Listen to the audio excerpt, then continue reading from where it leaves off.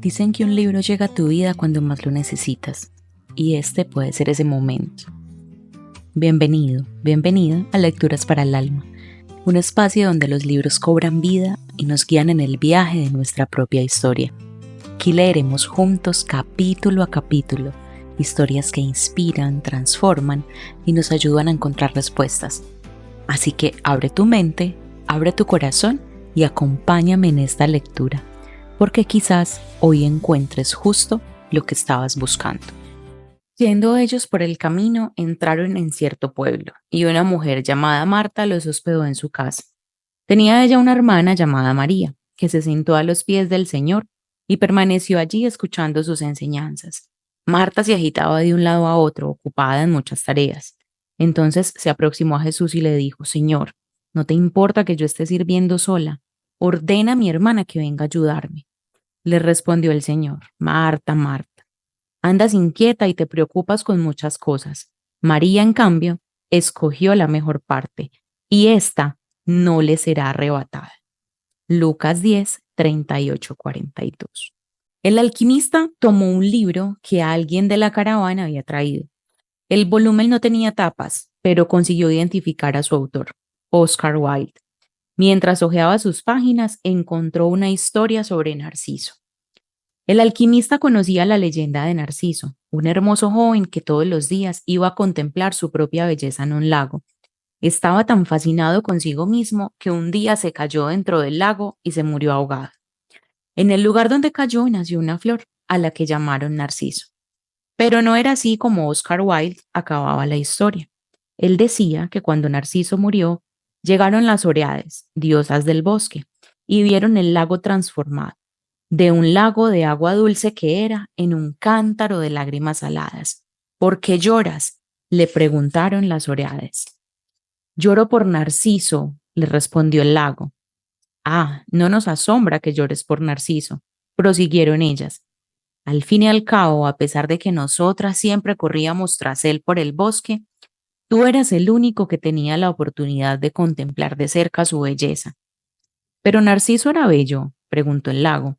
¿Quién sino tú podría saberlo?, respondieron sorprendidas las Oreades.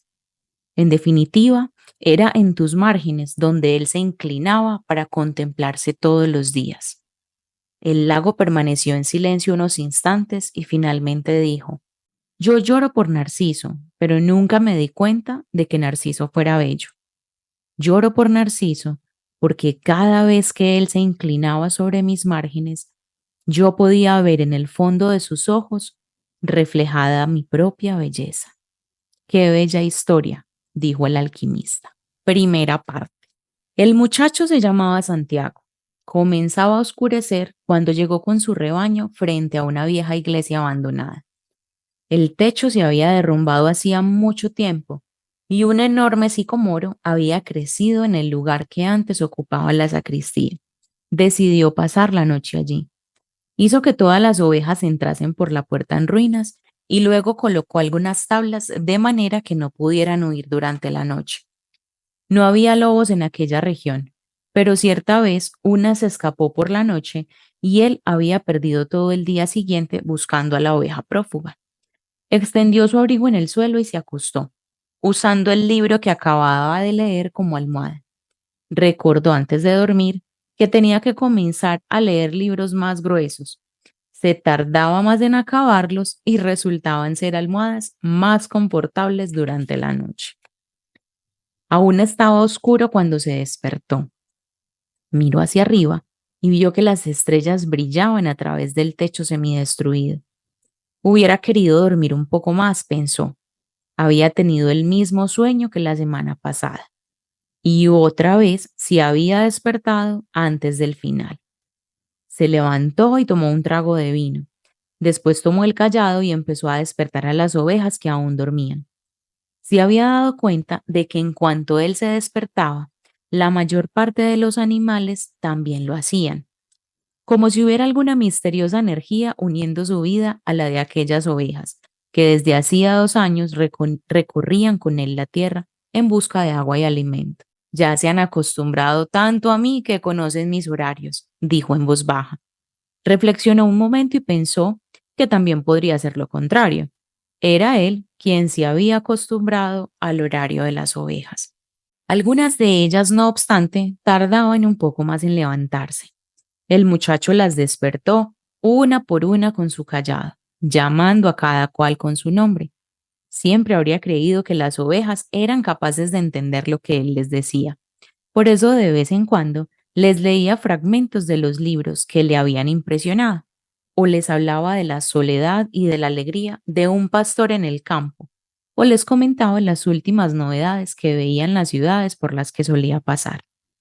En los últimos 2 días, sin embargo, el asunto que le preocupaba no había sido más que uno: la hija del comerciante que vivía en la ciudad, a donde llegarían dentro de 4 días. Solo había estado allí una vez el año anterior. El comerciante era dueño de una tienda de tejidos y le gustaba presenciar siempre el esquileo de las ovejas para evitar falsificaciones. Un amigo le había indicado la tienda y el pastor llevó allí a sus ovejas. Necesito vender lana, le dijo al comerciante.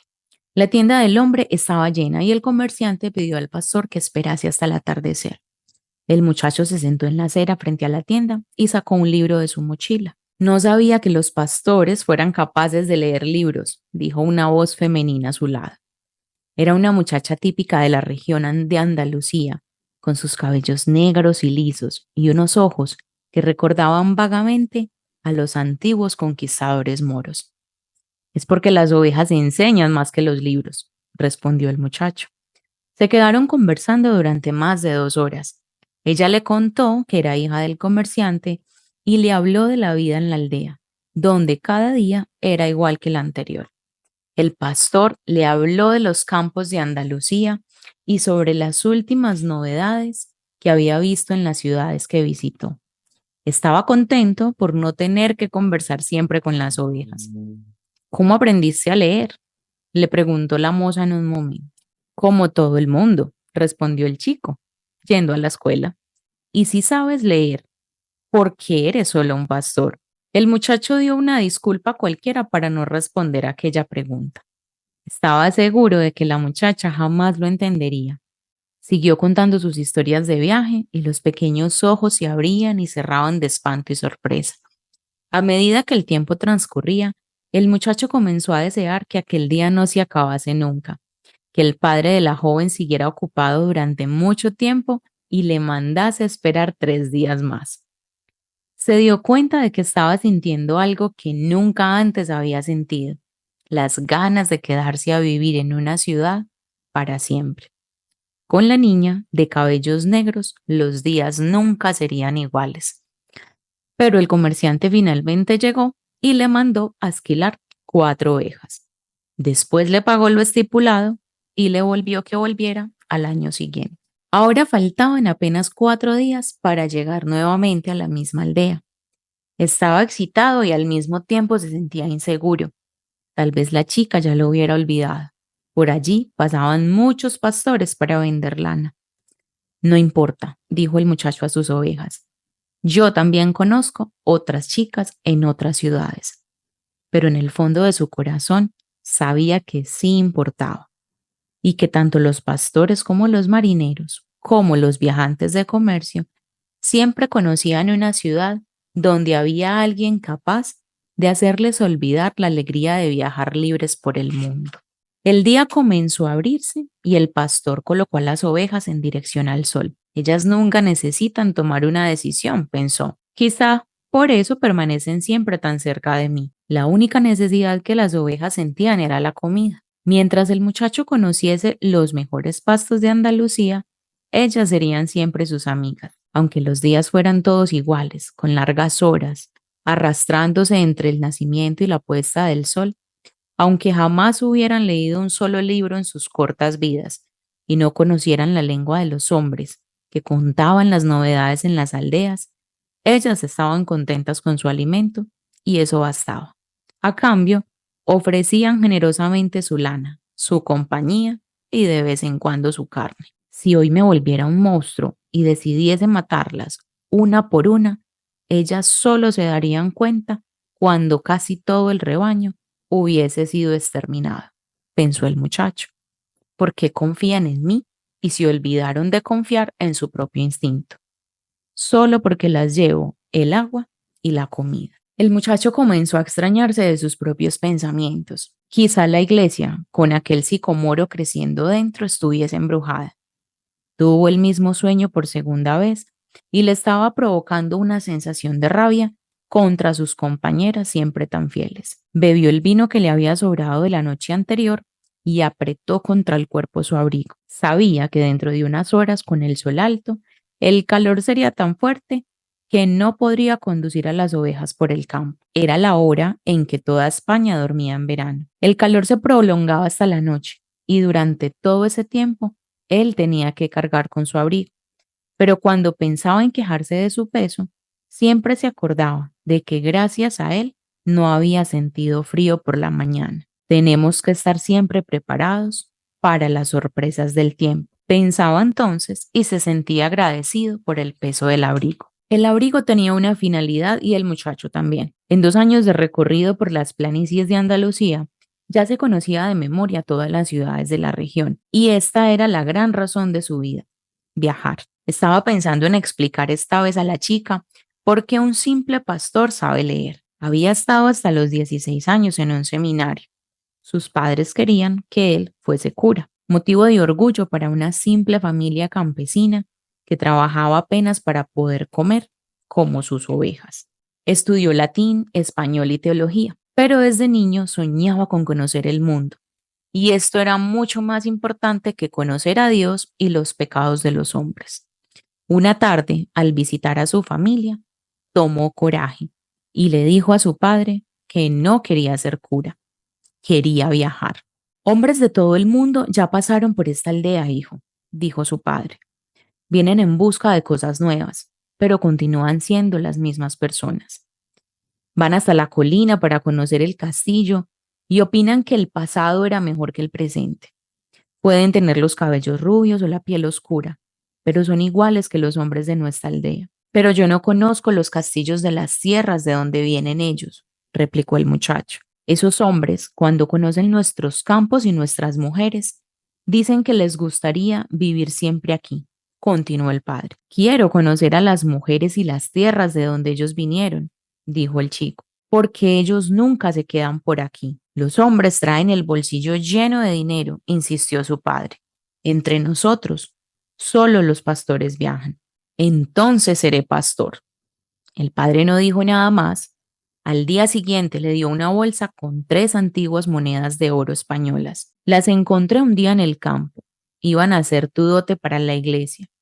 Compra tu rebaño y recorre el mundo hasta que aprendas que nuestro castillo es el más importante y que nuestras mujeres son las más bellas. Y lo bendijo. En los ojos del padre, él leyó también el deseo de recorrer el mundo, un deseo que aún persistía, a pesar de las decenas de años que había intentado sepultarlo con agua, comida y el mismo lugar para dormir todas las noches. El horizonte se tiñó de rojo y después apareció el sol. El muchacho recordó la conversación con su padre y se sintió alegre.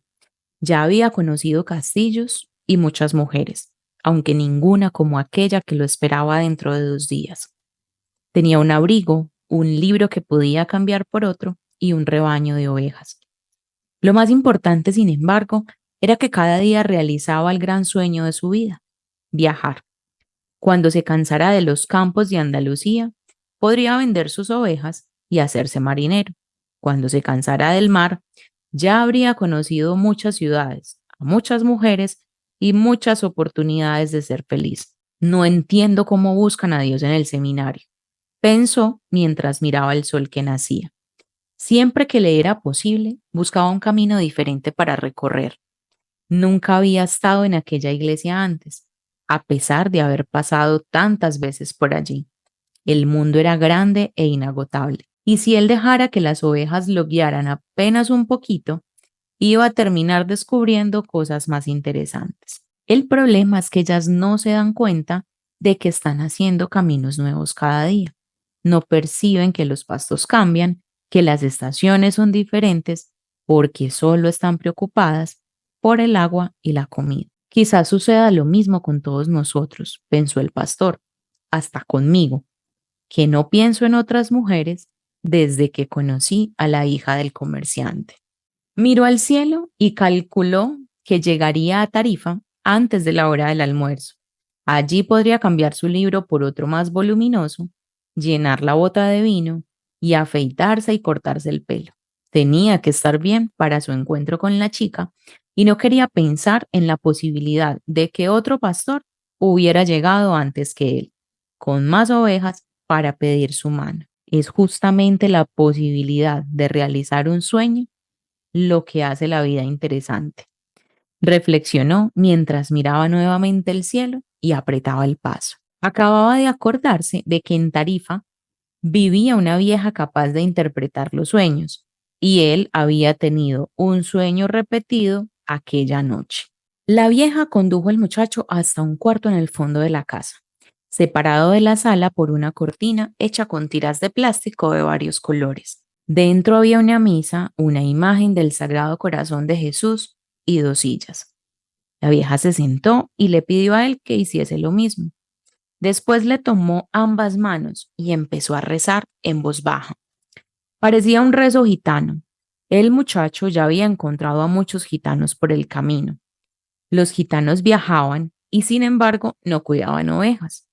La gente decía que su vida se basaba en engañar a los demás. También decía que tenían un pacto con los demonios y que raptaban criaturas para tenerlas como esclavas en sus misteriosos campamentos. De pequeño siempre tuvo miedo a que lo raptaran los gitanos, y ese temor antiguo revivió mientras la vieja le sujetaba las manos.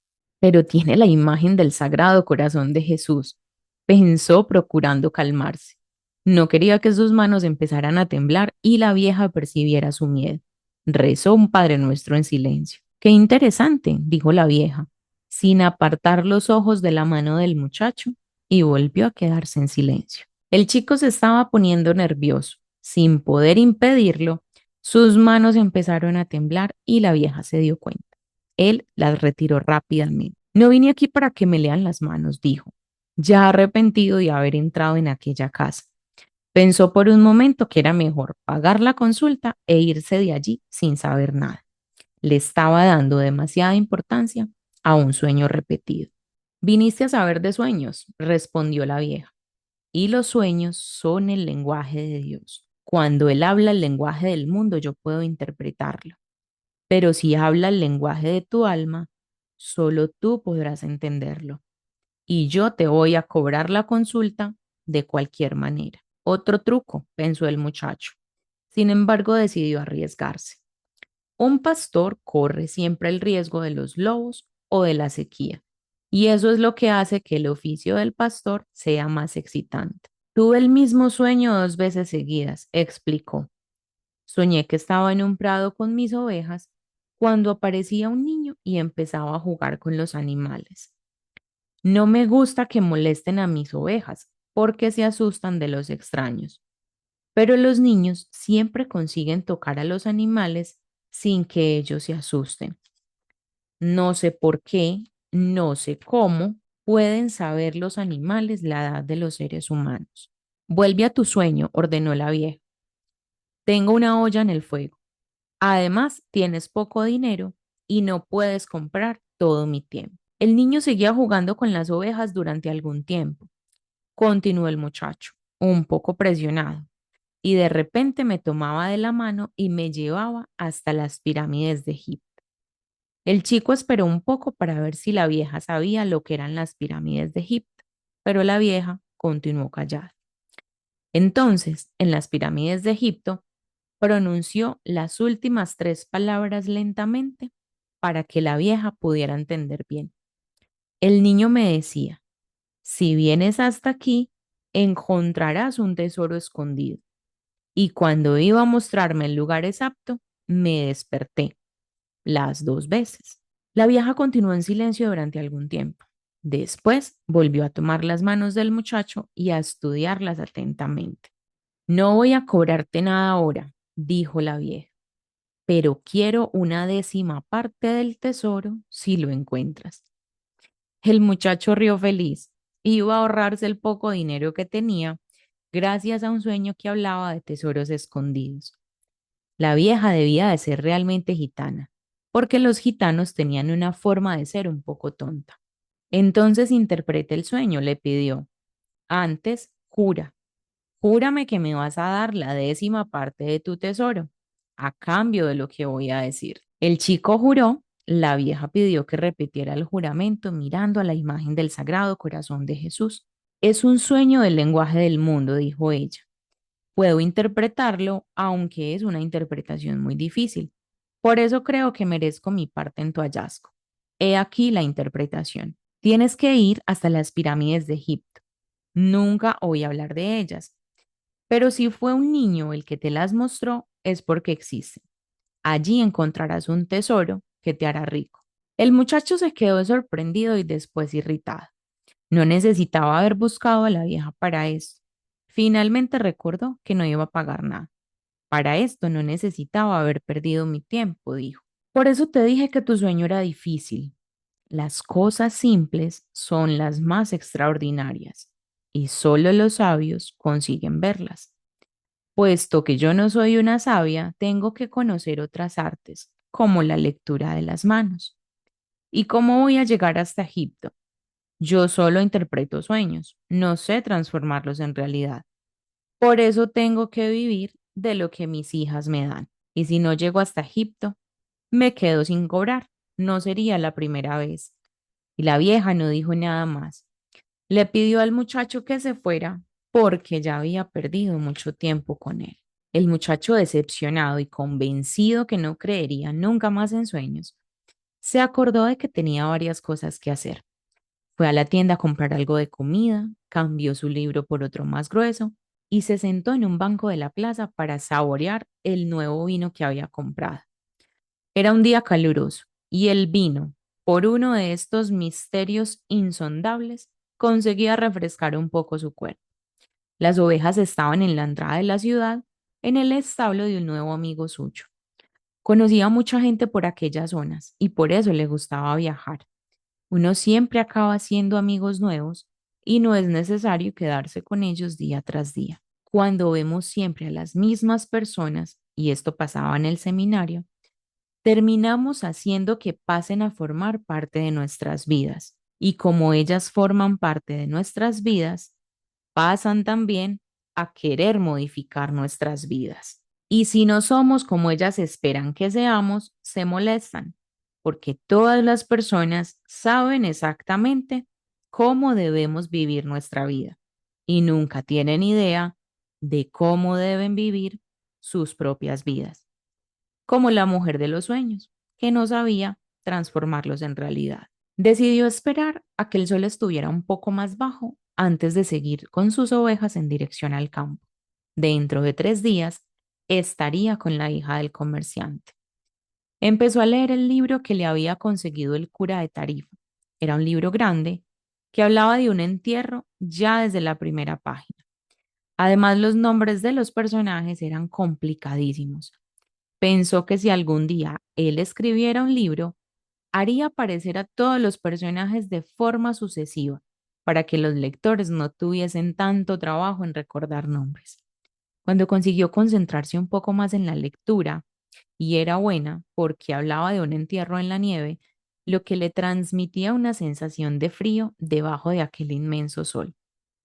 Un viejo se sentó a su lado y empezó a buscar conversación. ¿Qué están haciendo? Preguntó el viejo señalando a las personas en la plaza. Están trabajando, respondió el muchacho secamente y volvió a fingir que estaba concentrado en la lectura. En realidad, estaba pensando en esquilar las ovejas delante de la hija del comerciante para que ella viera que era capaz de hacer cosas interesantes. Ya había imaginado esa escena muchas veces. En todas ellas, la chica quedaba deslumbrada cuando él empezaba a explicarle que las ovejas deben ser esquiladas desde atrás hacia adelante. También intentaba acordarse de algunas buenas historias para contarle mientras esquilaba las ovejas. Casi todas las historias las había leído en libros, pero las contaba como si las hubiera vivido personalmente. Ella nunca se daría cuenta porque no sabía leer libros. El viejo, sin embargo, insistió. Explicó que estaba cansado, con sed, y le pidió un trago de vino. El muchacho le ofreció su botella. Quizás se callaría, pero el viejo quería conversación. Le preguntó qué libro estaba leyendo. Él pensó en ser descortés y cambiarse de banco, pero su padre le había enseñado a respetar a los ancianos. Entonces ofreció el libro al viejo por dos razones. La primera, porque no sabía pronunciar el título. Y la segunda, porque si el viejo no sabía leer, sería él quien se cambiaría de banco para no sentirse humillado.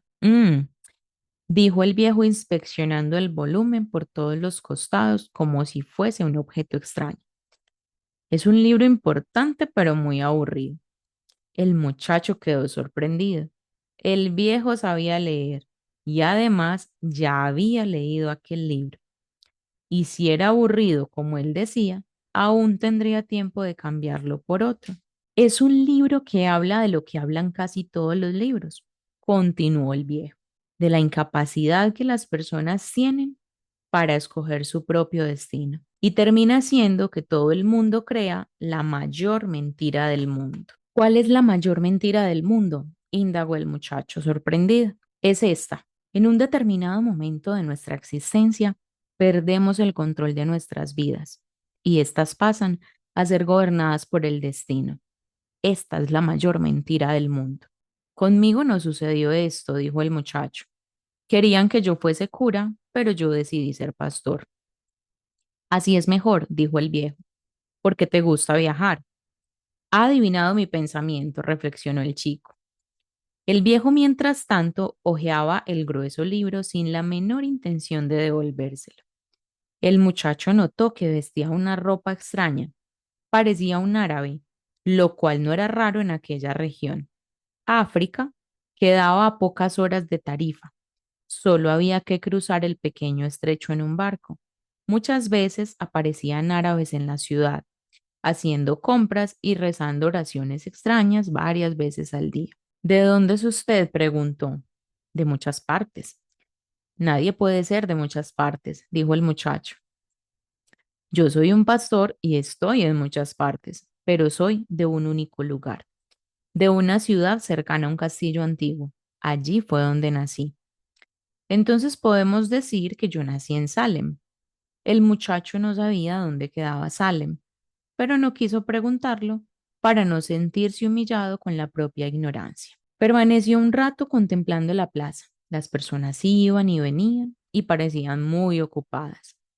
¿Cómo está Salem? Preguntó buscando alguna pista. Como siempre, esto no era ninguna pista, pero sabía que Salem no estaba en Andalucía, y si no él, ya lo habría conocido. ¿Y qué hace usted en Salem? Insistió. ¿Qué es lo que hago en Salem? El viejo por primera vez soltó una buena carcajada. Vamos, yo soy el rey de Salem. La gente dice muchas cosas raras, pensó el muchacho. A veces es mejor estar con las ovejas que son calladas y se limitan a buscar alimento y agua. O es mejor estar con los libros que cuentan historias fantásticas siempre en los momentos en que uno quiere oírlas. Pero cuando uno habla con personas, estas dicen ciertas cosas que nos dejan sin saber cómo continuar con la conversación. Mi nombre es Melquisedec, dijo el viejo. ¿Cuántas ovejas tienes? Las suficientes, respondió el muchacho. El viejo empezaba a querer saber demasiado sobre su vida. Entonces estamos ante un problema. No puedo ayudarte mientras tú consideres que tienes las ovejas suficientes. El muchacho se irritó. No había pedido ayuda. Era el viejo quien había pedido vino, conversación y el libro. Devuélvame el libro. Tengo que ir a buscar a mis ovejas y seguir adelante. Dame la 10ª parte de tus ovejas, propuso el viejo, y yo te enseñaré cómo llegar hasta el tesoro escondido.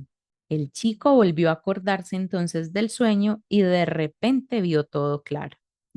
La vieja no le había cobrado nada, pero el viejo, que quizás fuese su marido, iba a conseguir arrancarle mucho más dinero a cambio de una información inexistente. El viejo debía ser de gitano también. Antes de que el muchacho dijese nada, el viejo se inclinó, tomó una rama y comenzó a escribir en la arena de la plaza. Cuando se inclinaba, algo vio brillar en su pecho con tanta intensidad que casi cegó al muchacho. Pero en un movimiento excesivamente rápido para alguien de su edad, volvió a cubrir el brillo con su manto. Los ojos del muchacho recobraron su normalidad y pudo ver lo que el viejo estaba escribiendo. En la arena de la plaza principal de aquella pequeña ciudad, él leyó el nombre de su padre y de su madre. Leyó la historia de su vida hasta aquel momento, los juegos de su infancia, las noches frías del seminario. Leyó el nombre de la hija del comerciante que ignoraba. Leyó cosas que jamás había contado a nadie, como el día en que robó el arma de su padre para matar venados, o su primera y solitaria experiencia sexual. Soy el rey de Salem, había dicho el viejo.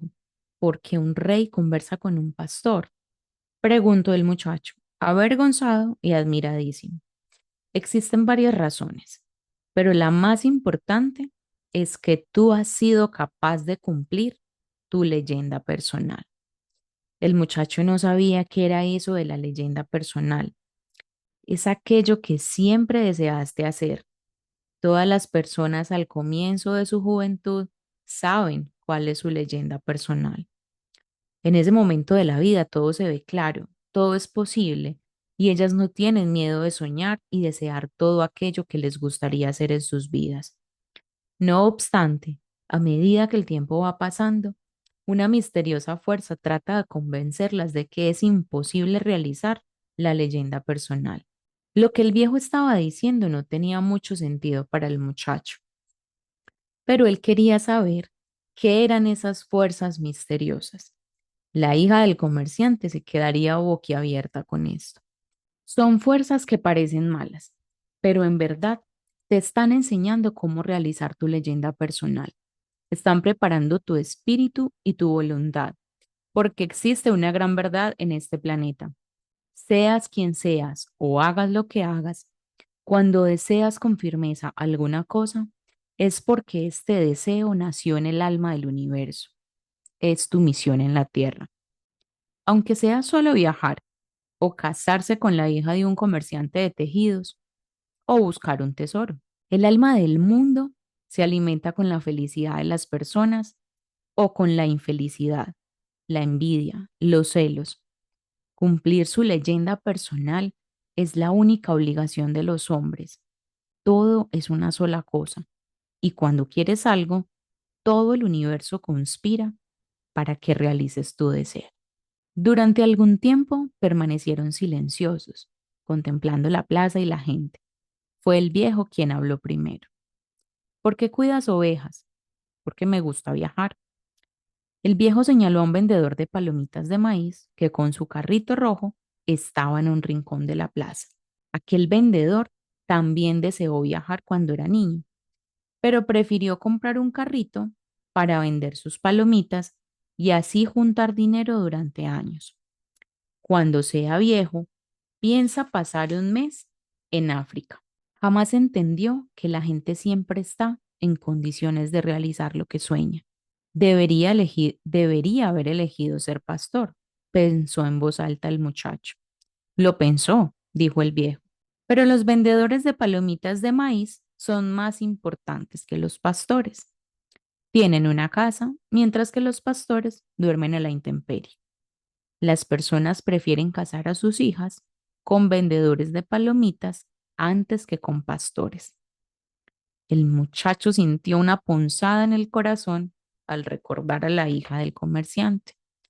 En su ciudad debía de haber algún vendedor de palomitas.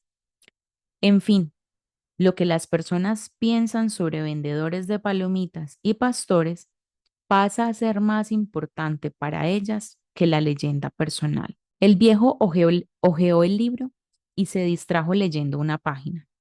El chico esperó un poco y lo interrumpió de la misma manera que él lo había interrumpido. ¿Por qué habla de todo esto conmigo? Porque tú intentas vivir tu leyenda personal y estás a punto de desistir de ella. Y usted siempre aparece en estos momentos. No siempre de esta forma, pero jamás dejé de aparecer. A veces aparezco bajo la forma de una buena salida, de una buena idea. Otras veces, en un momento crucial, hago que todo se vuelva más fácil y cosas así. Pero la mayor parte de la gente no se da cuenta. El viejo le contó que la semana pasada había tenido que aparecer ante un garimperio, buscador de oro y piedras preciosas, bajo la forma de una piedra. El garimpeiro lo había dejado todo para partir en busca de esmeraldas. Durante 5 años trabajó en un río y había partido 999.999 piedras en busca de una esmeralda. En ese momento, el garimpeiro pensó en desistir y solo le faltaba una piedra, solamente una piedra para descubrir su esmeralda. Como él era un hombre que había apostado por su leyenda personal, el viejo decidió intervenir. Se transformó en una piedra que rodó sobre el pie del garimpeiro. Este, con la rabia y la frustración de los 5 años perdidos, arrojó la piedra lejos, pero la arrojó con tanta fuerza que golpeó contra otra y se rompió, mostrando la esmeralda más bella del mundo. Las personas aprenden muy pronto su razón de vivir, dijo el viejo con cierta amargura en los ojos. Quizá también sea por eso que desistan tan pronto, pero así es el mundo.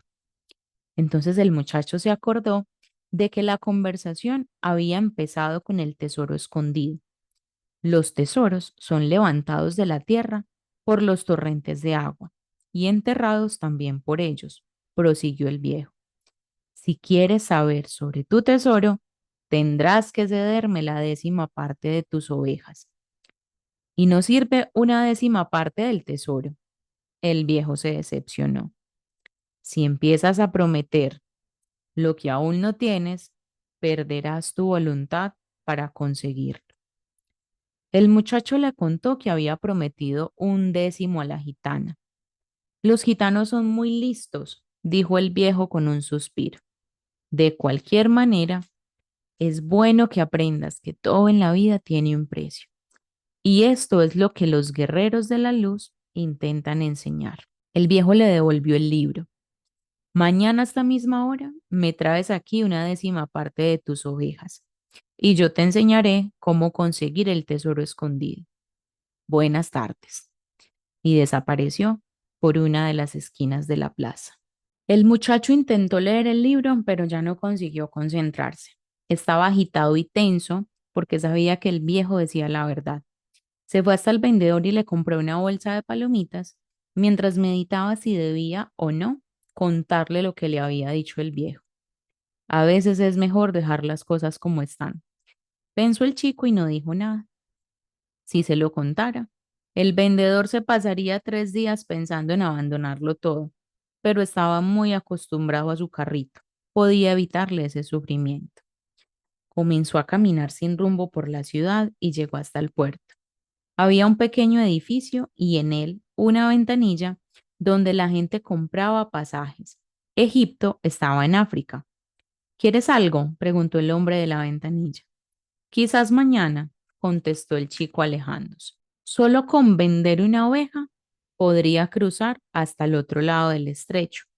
Era una idea que le espantaba.